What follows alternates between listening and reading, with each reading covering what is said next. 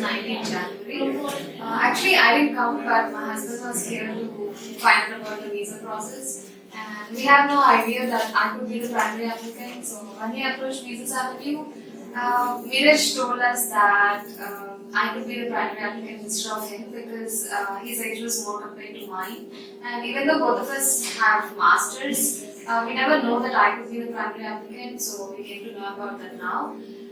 Immediately after that, they guided us through process of quest and to take IELTS immediately. So we were done with the process in limited period of time. Within a month or so, we were done with both the processes. And after we got our risk evaluation and IELTS score, Ajay, which was our case manager, he guided us through the process on how to apply. And our score, our predicted score was with the scores of 8777, it came up to 454. But after our IELTS, it has gone up to 466. So it was really easier for us.